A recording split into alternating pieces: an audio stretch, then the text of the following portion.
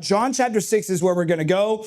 We're kind of continuing this series. We're actually going to wrap it up today of how to follow Jesus. And we said this 4 weeks ago. If you are looking like, man, how do I live out my faith? How can I be bold in my faith in Jesus? Or maybe like, how do I just grow closer to Him?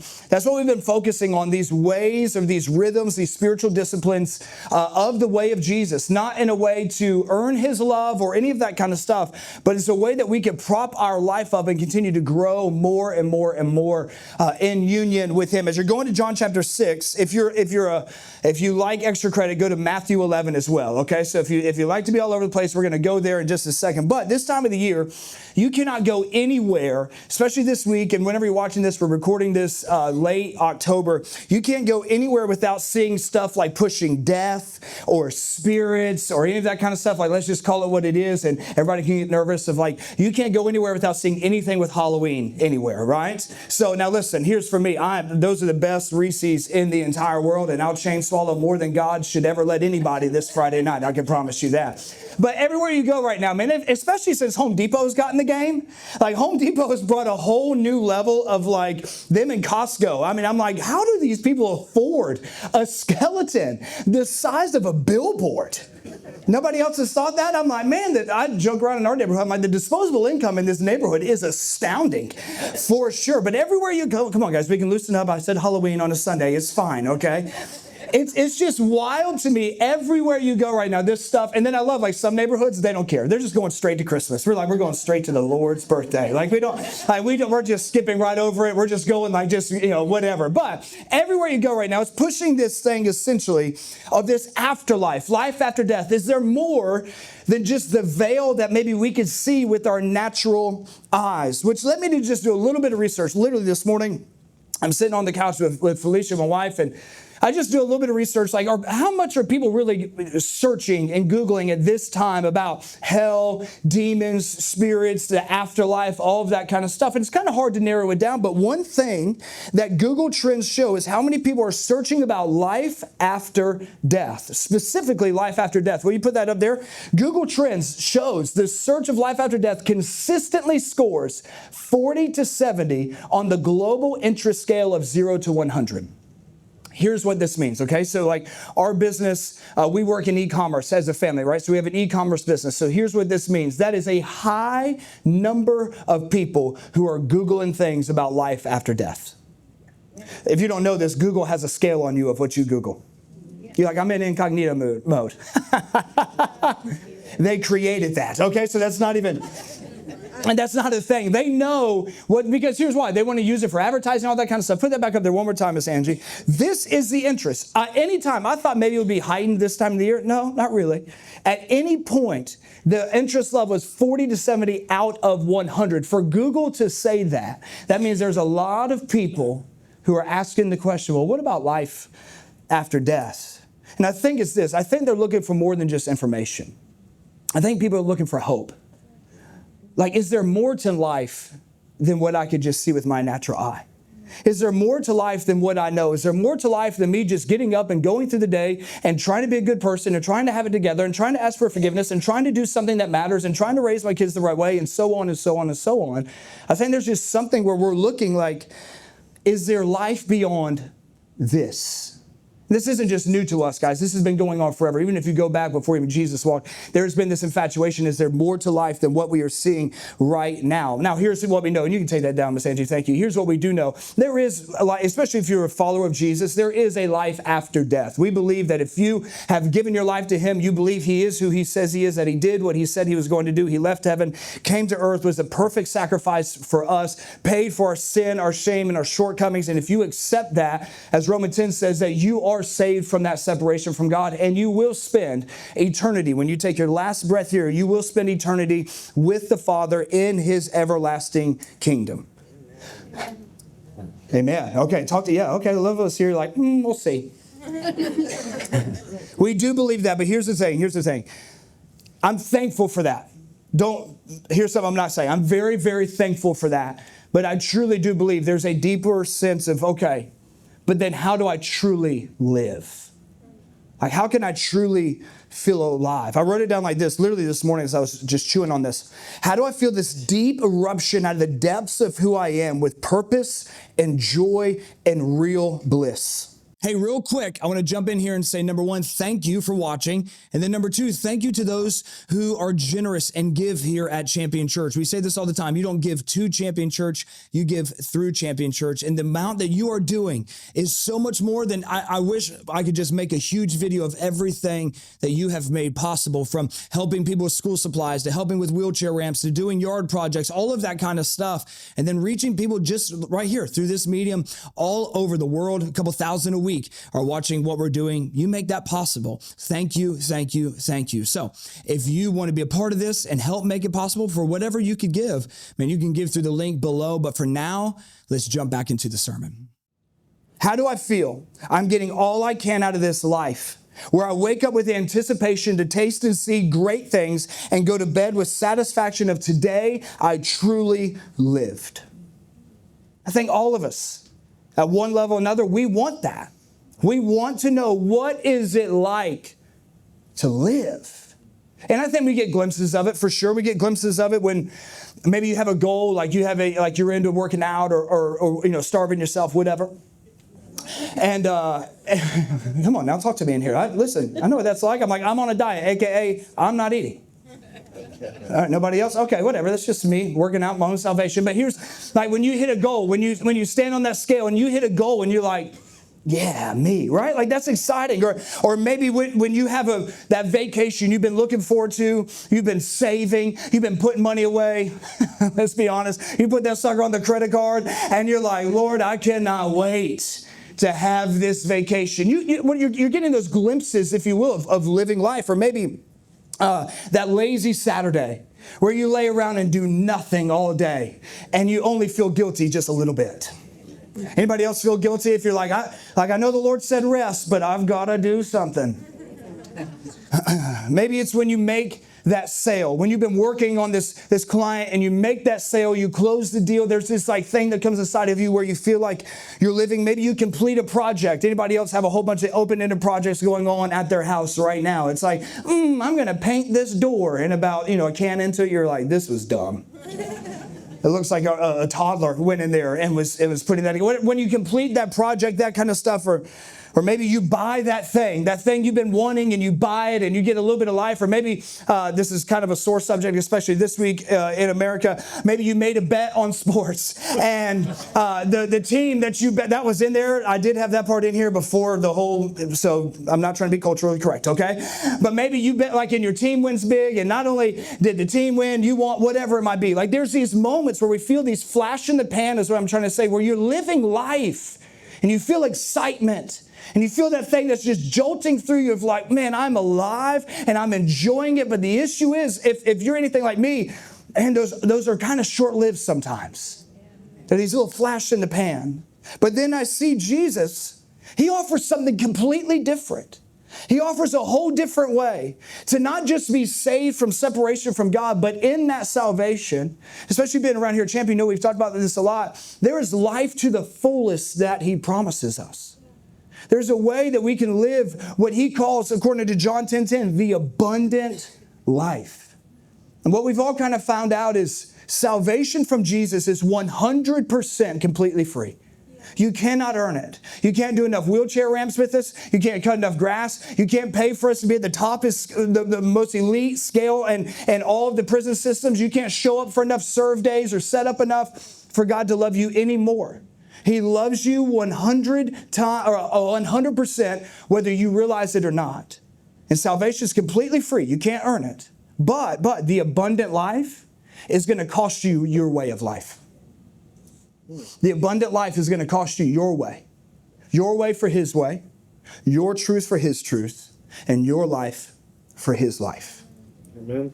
Matthew chapter 11 is where we're going to start, and we're going to John chapter 6, don't worry, but Matthew chapter 11, these words of Jesus in just a few sentences. Then Jesus said, "Come to me, all who are weary and carry heavy burdens, and I will give you rest." What's he saying? Pause right here. All of you that, man, you want to live that life, but you find yourself carrying more than you're laying down. Those that are, you're grinding, you're making it happen, but there's none of that satisfaction that like, man, it has to be out there. I see those glimpses, but it's not there. Jesus says, come to me, all who are weary and carry heavy burdens, and I will give you rest. Take my yoke upon you. Let me teach you, because I'm humble and gentle at heart. What's he saying right here? There's not an agenda here. This is the way. He's like, this isn't an agenda of it. And you will find rest for your souls. For my yoke is easy to bear, and the burden I give you is light. Now, this almost sounds like, especially if you read, that's the most simple translation I could find of this. Because if you read it in other translations, it's almost this like poetic thing that Jesus is giving, and you're like, man, that sounds super spiritual and good, but I have no idea what you're talking about. Anybody else ever read the Bible and felt like that? You're like, man, that sounds great. Even just reading that, like it feels good in my soul, but I don't know what that means. Like he's like talking about yokes and weary and heavy burden. Like I get that. He's using nautical terms there, as if your life was a boat and it is weighed down by too much cargo, is actually what the picture that he's painting if you go back to the original writings. But here's what Jesus is doing here. He is offering you a new way to live. These new rhythms of life that don't look like anything else but his ways. Now, to the first century listeners, when they would have heard this, they would have picked up on a few things here that Jesus was speaking to them, all right? It's almost like a joint meaning or two sides to the same coin. Are you ready? This was number one. A yoke was an agrarian term, okay? Will you put up there the yoke with oxen? A yoke is what held two oxen side by side, okay? So if you look at this, y'all know me. If I see this, I think of hamburgers. But stay, focused, Trevor. All right. Now you notice the one on the left is a little bit bigger than the one on the right. Listen. I am not a farmer. I'm not Michael and Dee. I don't do all that kind of stuff. The closest I'm coming to these things is Culver's. Okay, that's the closest. But I have learned this. What they would do is they would take two oxen side by side, with the older and wiser oxen would actually hold most of the weight, and it would set the pace for the work. So if they were carrying maybe a car or something like that, or they were plowing a field, the older, wiser, more experienced one would carry most of the weight, and it would lead the pace of what it should be at. So when Jesus says, take my yoke, that thing combining those two, that is a yoke. It's an agrarian term. That is a yoke for these two animals to be together. So what he's painting the picture for these first century listeners and for us, he's like, listen, take my yoke upon you, because it's easy and it's light. Now what's happening? We're walking now with him, is what he's telling us to do, to walk with him. No wonder he tells us to walk by faith and not by sight, to walk with him, and he will carry the majority of the load, and most importantly, he will set the pace of our life. I'm good with Jesus carrying most of the load, but I'm ready to do it on my time. Anybody else know what I'm talking? Like the other day, I'm ordering something from Amazon. I was frustrated it would not be here the next morning, and I said to myself, self, you got a lot of problems. But we want to set the pace. We want to do all that. And even then, sometimes we feel like, man, maybe I don't deserve for God to carry this burden, or maybe I need to do this and then I can carry this, or maybe you're just like real independent. You're like, no, I want to do this. And Jesus says, listen, that's not the way to do it. There is a yoke that I'm going to give you, that for you to link up with me and walk with me and let me carry the burden and let me set the pace. But there's another side of that as well. So not only was it an agrarian term, it was also a term used by rabbis. And you have heard me talk about this a lot, especially over the last 12 months. It was their yoke, is what they would call that, was their way of interpreting the scriptures and how you would live them out. So all rabbis had a yoke, essentially that, where you would join with them, and you would live how they lived, with their rhythms, with their grace, and with them carrying the load, and you being along for their walk. Does that make sense? So when Jesus is saying that, he's saying, listen, this is what I'm giving you. I wrote it down like this. Jesus is saying, I'm offering you ways of life where you can truly live and not be crushed under the day-to-day and be caught in the trap of dreaming about one day. Amen. He says, I'm offering you ways where you can truly live that life that we all seek for so much, and not be crushed under the day-to-day and being caught in the trap of dreaming of one day. This yoke would be known as the rhythms of Jesus, or the ways of Jesus, or the spiritual disciplines of Jesus. And we've been looking at them for the last month, and today we're going to kind of close all of that up. And we've looked at 9 of them, all right? So we've looked at the way of prayer and how that should be a part of our life. We've looked at the way of Sabbath and how that should be a part of our life. We looked at the way of solitude, that sometimes you have to separate yourself and just be with God. We looked at the way of Scripture, of how Scripture should be the foundation of everything we do and how we should chew on it and bring it to the Lord and pray it and listen to it and all of that. We've looked at the way of fasting, everybody's favorite, right? Of putting aside food to turn that hungry and focus on God and let it kind of sharpen things in your heart. And it just gives you a new sense of hearing from the Lord, and the way of community. And today, in the last 3, we're going to look at the ways of generosity, the ways of serving, and the way of witnessing for Jesus. Now, I am going to tell you, as a teacher, especially as a small local church pastor, when I prepare, sometimes I know I have to convince you guys to see it the way Jesus is seeing it, or the way He's teaching it, right? When it came to fasting, I knew I was going to have to convince you. When it came to Sabbath, especially how hard our church works, I was like, this one is going to be like, for the love of God, let this connect. Right. When we looked at solitude, all that kind of stuff, like sometimes I feel like, all right, man, I've got to kind of, not that I'm pulling teeth by any means, but it's just like, all right, I've got to kind of direct us to do this. I'm trying to direct our church. With this one, guys, you make this so easy for me. Because y'all get generosity. You get serving. And you get being a witness for Jesus. There was a moment, seriously, this week, I was like, Lord, do I even need to preach this? Because I feel like as a church, as Champion Church, as your pastor, I'm like, I feel like we're doing really, really good at this. And I felt like He said, yes. So when you just thought we were going to get out of here and beat everybody to Village Inn, we're not.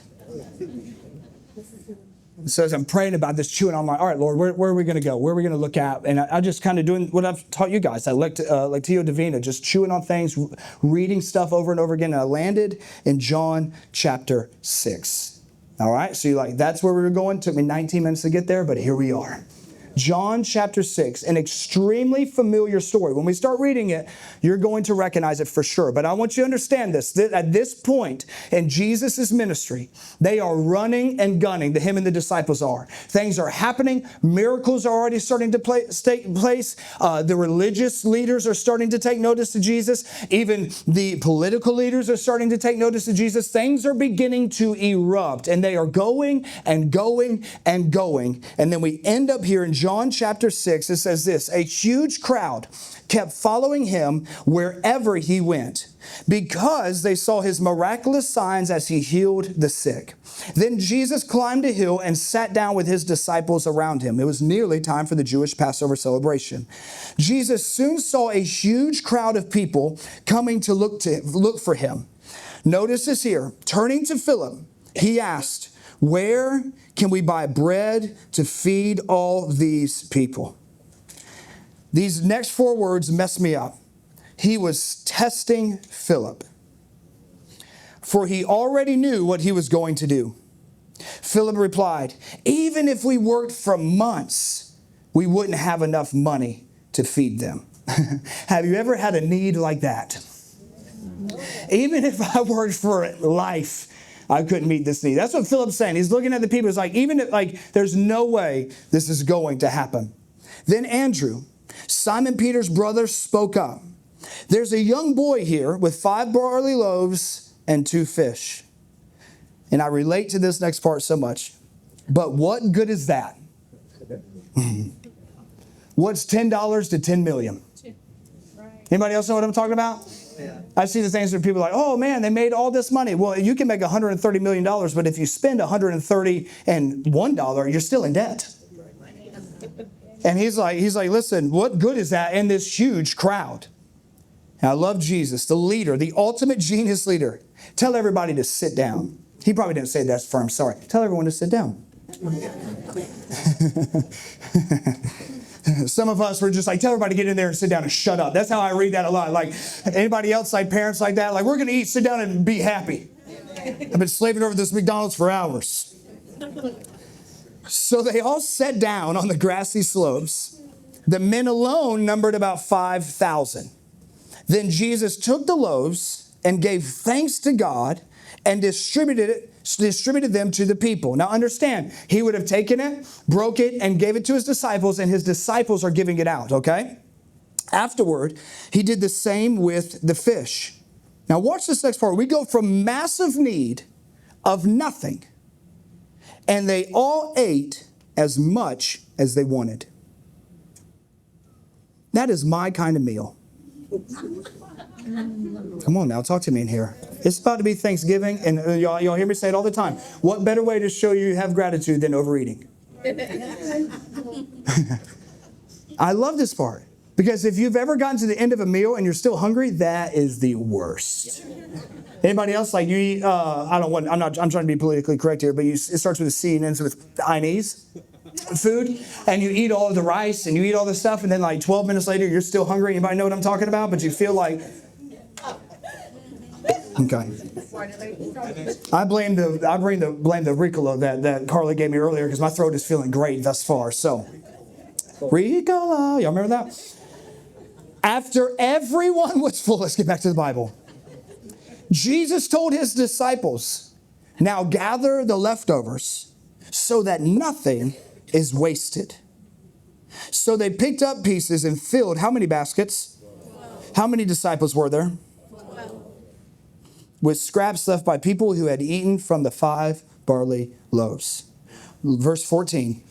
When the people saw him do this miraculous sign, they exclaimed, surely he is the prophet we have been expecting. They're actually quoting the book of Deuteronomy there in that moment. 3 things as we're going to wrap up these ways of Jesus, this yoke of Jesus that he gives us of generosity, serving, and being a witness for him that we build our life on, right? And that we walk with him at pace. The first one is generosity. Here's how I would define generosity. And you'll keep that up. I'm going to read a little bit of what I wrote down. But generosity is God's way of meeting the needs of others through you and I. Generosity is God's way of meeting the needs of others through you and I. Keep that right there for me. I'm just going to read to you what I wrote down. Generosity is not just about giving something away. It's about God using you and I as his hands and feet. When he wants to meet a need, comfort a heart, or provide for someone's lack, he often does it through his people. Stop and think about the weight of that. When he wants to meet a need, comfort a heart, or provide for someone's lack, he often does it through his people. Every time you feel that nudge to help or to give, you're actually moving on God's behalf. From Abraham opening his tent to strangers, to the widow pouring her last bit of oil, to a boy that we just read about handing Jesus his lunch, to the believers in Acts sharing what they had so no one went without, God has always chosen people as the delivery system of his provision. Amen. Generosity is God's way of meeting the needs of others through you and I. And that messes me up. Because I don't know about you, sometimes I don't want that responsibility. You ever felt that nudge to do just something little for somebody? And you're like, I'm good. You're like, well, I never would say that. But sometimes our mind, we feel this nudge to do something, and we just kind of overlook it and go back to what we're doing. And I know this is kind of heavy and this is kind of strong, but to be honest, I think we're missing a moment that God is trying to provide for somebody else through us. And I'll show it to you. Here's how I believe this is true. John 6, starting in verse 5 again. Turning to Philip, he asked, where can we buy bread to feed all these people? He was testing Philip, for he already knew what he was going to do. He knew there was going to be a boy there with a lunch that he was going to take and bless it and have the disciples distribute it to everybody. He knew what he was going to do, and the disciples must have already known about the boy's lunch for them to speak up and say, well, there is this. So he was testing him, not in a way of like, Sometimes I read that, and whatever the worst teacher I had in like middle school, high school, I think of them and take anybody else. Like you take a test and you're like, oh God, I'm freaking out. Has anybody else been like that? Like you just have to take a random, like you just do the eye test at the DMV and you're like, oh, I don't know. And they're like, just look in there and read it. And you're like, I can't, A, B, C, D, E. And they're like, okay, your license is gone. You understand what I'm saying? Like it's these moments where we kind of just, and God's not doing that. He's just like, hey, listen, have you learned, here's what he's testing. Have you learned to see the needs around you through my lens, or are you still seeing them through your lens? Have you learned to see them through my eyes, or are you still seeing them through your eyes? That's what he's testing here. How is your outlook on the needs around you? Are we being like what Jesus would do in those moments? And he's testing him just to see, can you see it this way? But when he says, and he already knew what he was going to do, that strikes me as well. Here's what I wrote down. God already knows what he wants to do in every situation of need. In every situation of need, he already knows what he wants to do. That's how big of a God he is. And the thing is, he moves through people just like you and I. I sat down and just started writing, what are these different ways? Well, he already knows what he wants to do with the groceries that show up right when the pantry's empty. With the wheelchair ramp that reminds somebody they're not forgotten. With the Christmas gifts that tell a struggling family he still sees them. With the next meal shared around the table. With the neighbor who just lost their job. With the gas card that you feel prompted to give. With the seat you offer on a Sunday. With the tip that you leave after lunch. With the toy that you donate. With the prayer that you stop in your tracks to pray. With the extra hour that you give to someone when you could have already left. With the yard you mow for someone else. With the extra coat sitting in your closet. With the text that you finally send when God puts that person on your heart. With the meal you drop off to a door you've never even knocked on before. He already knows what he wants to do with every need that is around you. The question is, will we listen? Amen. And I'm preaching to myself, guys. If you know, I'm not up here saying I've got it all together. It's for me. Will I listen on those little nudges? On those moments? He's not just putting these things on our heart to be like, okay, fine, you blew it again. No, he's like, no, listen, you are within proximity to that person. You carry the same spirit that raised Jesus from the dead. Will you just do a little bit and be generous? Amen. Will you just step out that little bit? And he's just looking for someone to find these ordinary moments and turn them into truly God miracles. Now, there's also, this part blows my mind.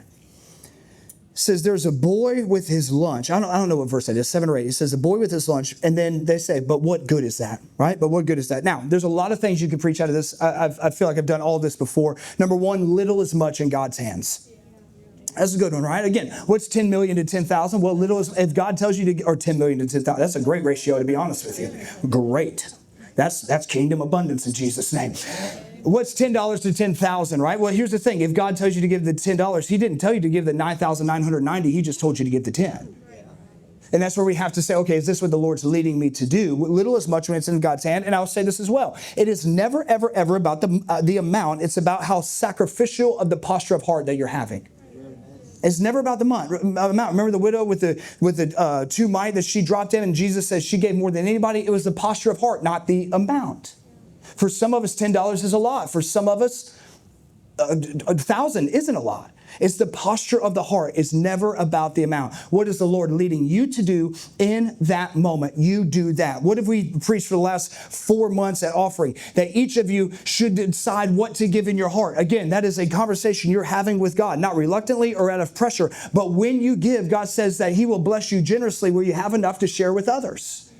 If God has blessed you in any way, man, we should find something to share with others and take out the money side of it. What about time? What about talent? What about a simple, hey, man, I'm thinking about you?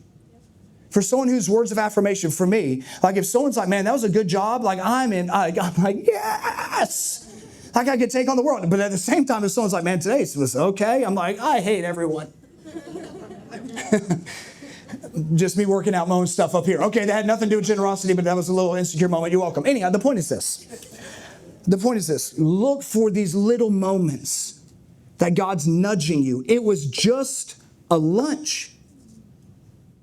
Something that everyone else should have had, but blows my mind, no one else did. Think about that. It's not like they didn't eat lunch in this day and time. So it wasn't like a cultural thing where they like never ate lunch. No. They were so infatuated with Jesus that they weren't even thinking about eating. I've never been at that point. I'm the little boy that's showing up at the lunch like, hey, y'all are being dummies. I got my Lunchable right here. Y'all the ones that are idiots. Sorry, Jesus, not idiots. Not thinking.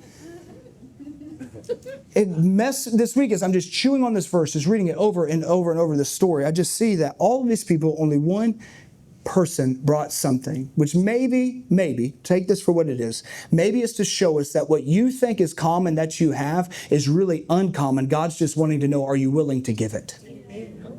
Because what you have can actually affect everybody around you, but you're just counting it as common. It's just a text message of encouragement. It's just $10. I'm just using it. It's just stacking chairs when we're done. So someone that has back problems doesn't have to. You know the number one thing I hear about Champion? They love how authentic it is, and they're always throwing their back out. The two things I hear all the time. Man, I love how authentic the church is. Also, I threw my back out last week with the chairs. I'm like, well, he's a healer. Okay, that's all I can tell you. I want us to see this generosity in a way. We know the story and we know how it ends.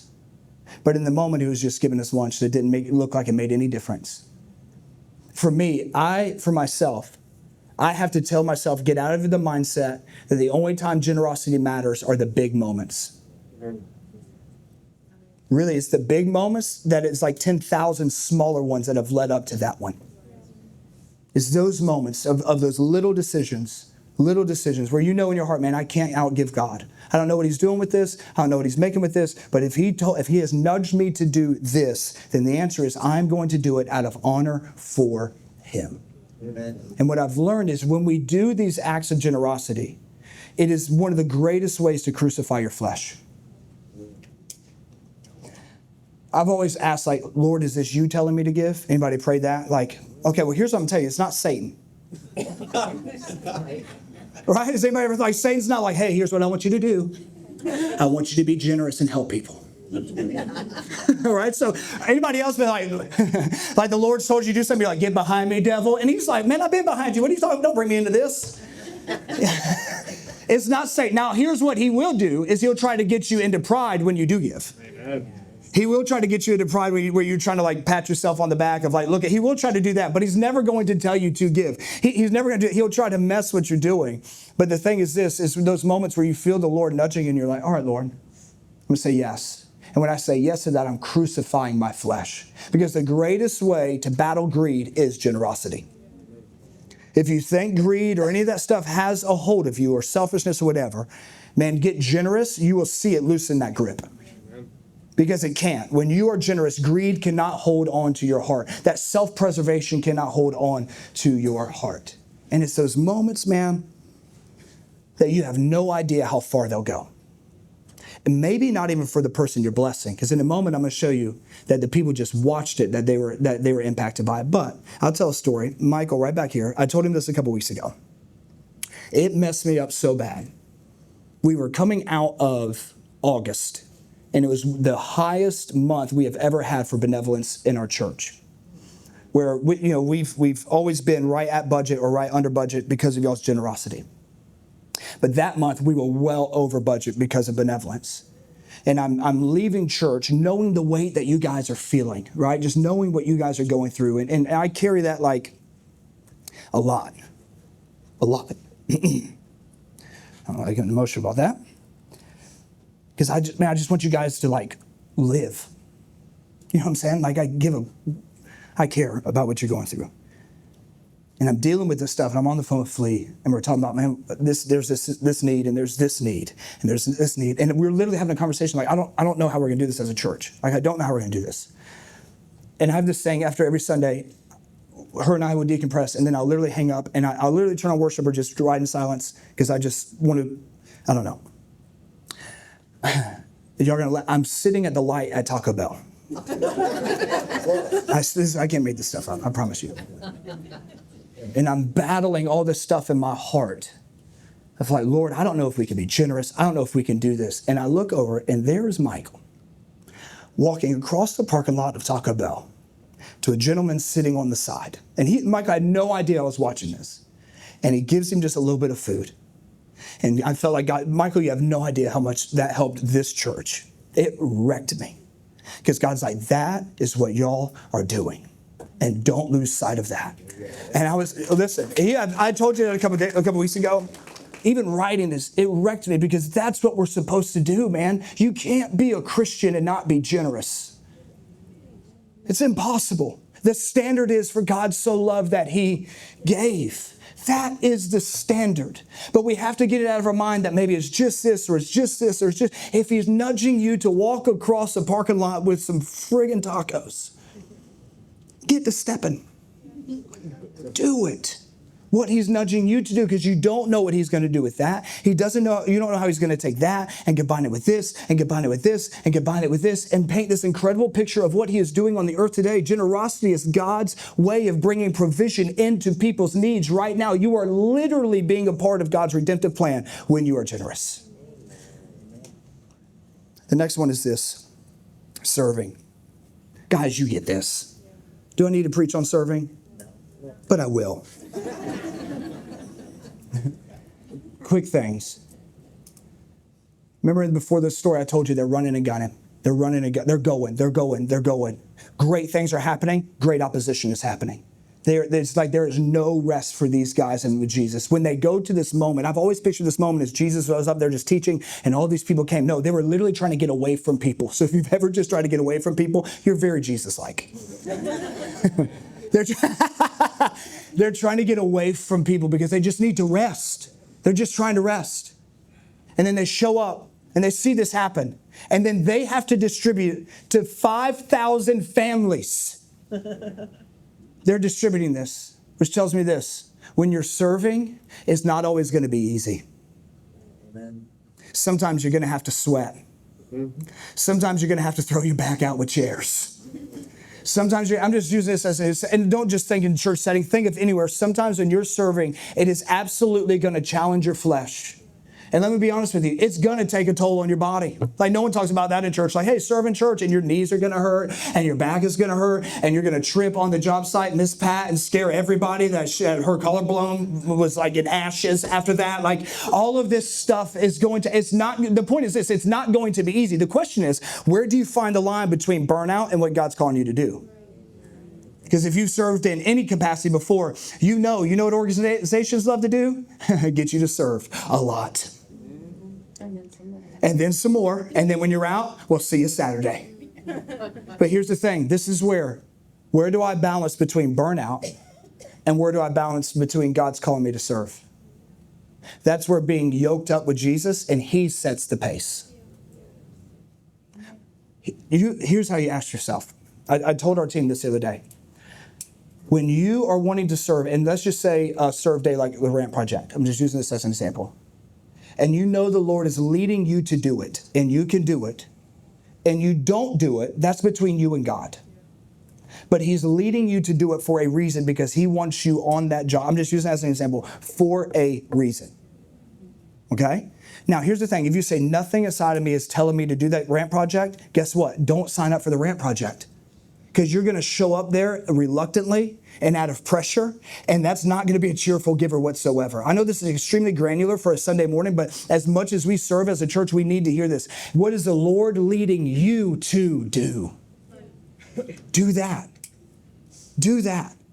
If you know, hey, I know God's telling me to do this, man, do that because that's where the blessing is. The second thing is this, and we're going to get close to wrapping this thing up. The person that's hardly talked about this is the parent who made the lunch. Man, what in the world am I emotional today? I feel like Josh. My cousin, if you hear him preach, he cries every single sermon. I make fun of him. I joke with him that I want to clip all of his crying up and just put it on there as an emotional thing for people that are lamenting. He did not think it was funny when I told him that, but I did. I'll tell him y'all laughed. It's the mom who made that lunch. Some of the greatest ways you can serve is behind the scenes that no one even knows about.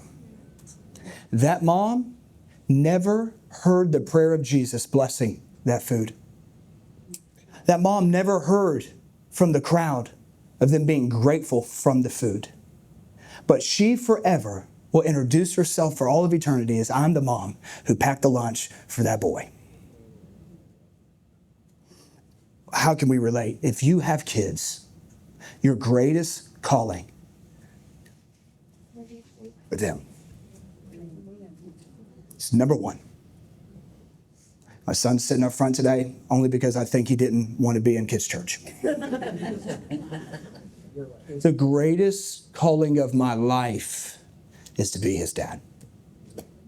Now, listen, but here's the thing, because you might say, I don't have a kid. Okay, guess what? You actually are still called to influence young people.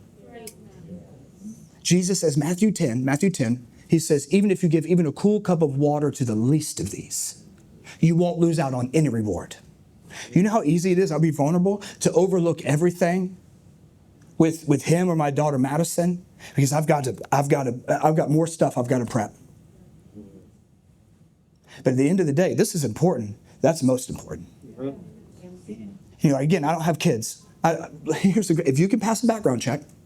If not, we'll figure something out, okay? But you just write some stuff. We'll have them read it.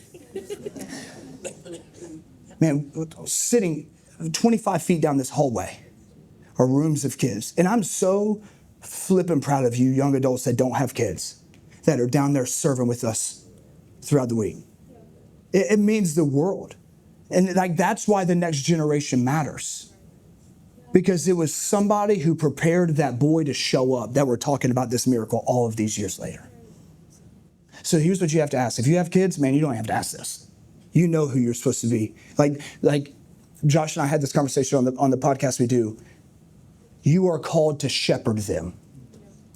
And the way a shepherd would protect the sheep is how we should be protecting and guiding our kids. Most important thing you could do.